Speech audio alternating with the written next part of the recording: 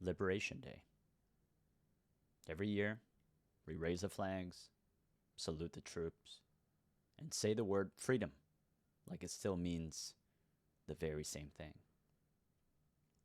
Like it hasn't been worn thin. Like it hasn't been remixed 100 ways by politics, by fear, by nostalgia. But let's be honest with ourselves, just for a moment. This year, it hits different.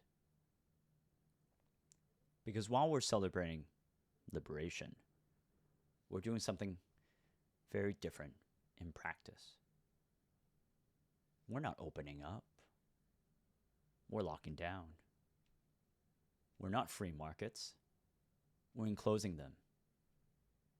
We're not trusting the future. We're retreating to the past.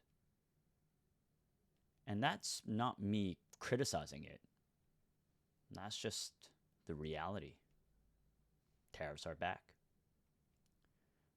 Not whispered in white papers or quietly adjusted through trade deals. No. They're front and center again. Trump's made it a central plank. Openly, directly. He said it clearly. Jobs will come back. Tariffs will reduce our national debt. We'll shift away from income tax and return to the old ways. The way America used to fund itself.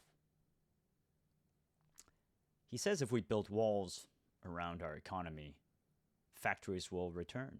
Pride will return. Control will return. And I have to admit, there's a kind of brutal logic to it. It's not crazy. In fact, for many Americans, it probably makes more sense than anything they've heard in years. Because the promise is simple. Suffer a little now to rebuild something you think you've lost. But here's the part we all have to sit with. That suffering, it's real. It's not just a slogan. It's not some abstract economic model. It's prices going up at the store. It's fewer options on shelves. It's jobs that don't come back right away, or maybe not at all. It's entire industries adjusting, breaking, trying to rewire themselves. Make no mistake, people will feel this. And it's not just over there. It's here. In small towns, in cities, in suburbs, all across the country. But again, this isn't being done to us. This is us doing it to ourselves. Trump didn't sneak this in. He wasn't vague about it. He said it clearly, over and over. This is the plan. And people voted for it. Which means this is democracy in action. It may not be pretty.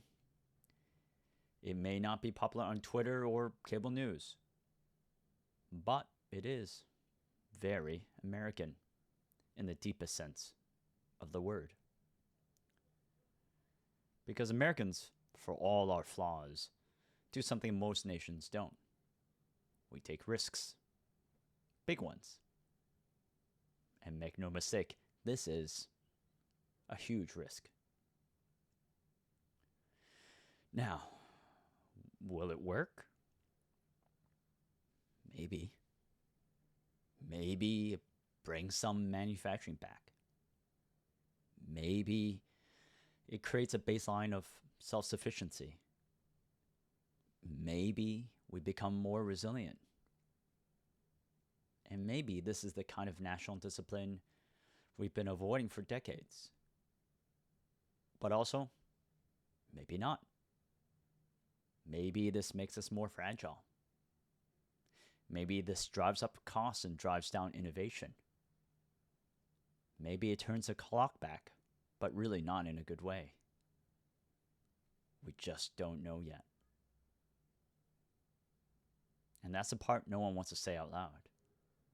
We're not sure this will work. It's a gamble, a bet. We're trading short-term comfort for the possibility of long-term sovereignty. It's a deeply American thing to do, ironically. Hopeful, risky, bold, but also dangerous.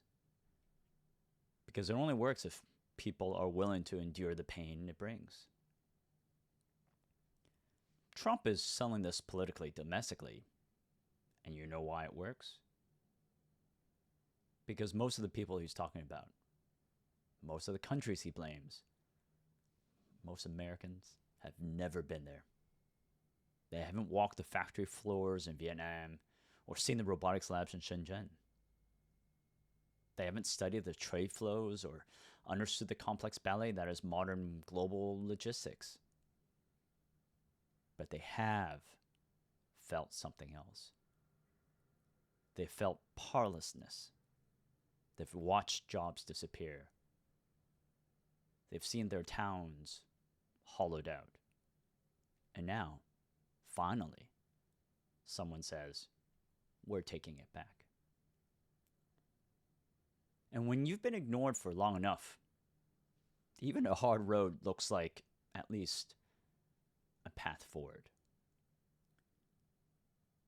So now we celebrate Liberation Day while willingly accepting higher prices, slower supply chains, and a self-imposed struggle. And that's the paradox, isn't it?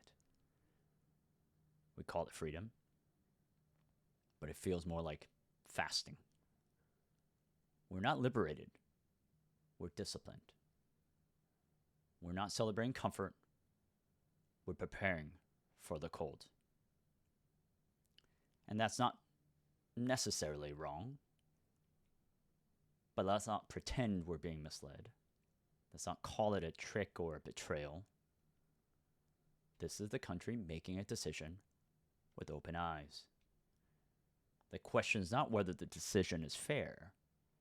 The question is, do we have the stomach to follow it through? Because this won't be over in a month or a year.